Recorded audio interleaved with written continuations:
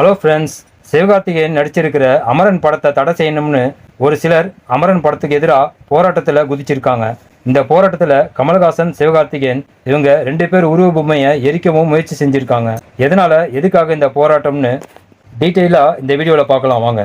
அமரன் படத்துக்கு கமல்ஹாசனோட Rajkamal film industry தான் produce பண்ணுறாங்க. ராஜ்குமார் பெரியசாமி டைரக்ஷன்ல நம்ம சிவகார்த்திகேயன் ஹீரோவா நடிக்கிறாரு.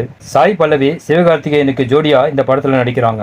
சமீபத்துல தான் இந்த படத்தோட டைட்டில் அண்ட் டீசரை ரிலீஸ் பண்ணியிருந்தாங்க. டீசர்ல இருந்த ஒரு சில காட்சிகளை பார்த்ததுமே நிறைய பேருக்கு தெரிஞ்சிருச்சு இந்த படம் மேஜர் முகுந்த் வரதராஜன் வாழ்க்கை பத்தின படமாகத்தான் இருக்கும்னு. பப்ளிக் கிட்ட இருந்து டீசருக்கு நல்ல வரவேற்பும் கிடைச்சிருக்கு. அதனால அமரன் பட டீசர் ட்ரெண்டிங் அண்ட் வைரல் ஆகிட்டு இருக்கு. இந்த சூழ்நிலையில தான் திருச்சியில அமரன் படத்துக்கு எதிராகவும் கமல்ஹாசன், சிவகார்த்திகேயன், டைரக்டர் ராஜ்குமார் பெரியசாமி இவங்க 3 பேரையும் கைது செய்யணும்னு ஒரு சிலர் போராட்டத்தை ஆரம்பிச்சிருக்காங்க.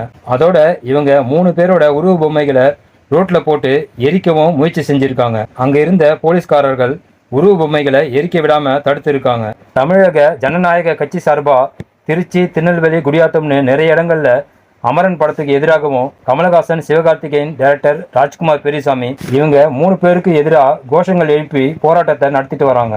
இவங்க போராட்டத்துக்கு என்ன காரணம்னு பார்த்தீங்கன்னா, படத்தோட டீசர்ல காஷ்மீர்ல இருக்கிற மக்களையும் இஸ்லாமியர்களையும் தீவிரவாதிகள் போல காட்டியிருக்கிறதாகவும், இதனால ஒற்றுமையா இருக்கிற இந்து, முஸ்லிம் 2 சமுதாய மக்களுக்கு நடுவில் பிரச்சனையை இந்த படம் உருவாக்கும். அதனால இந்த படத்தை ரிலீஸ் பண்ணாம தடை செய்யணும்னு போராட்டக்காரர்கள் கோரிக்கை வச்சிருக்காங்க.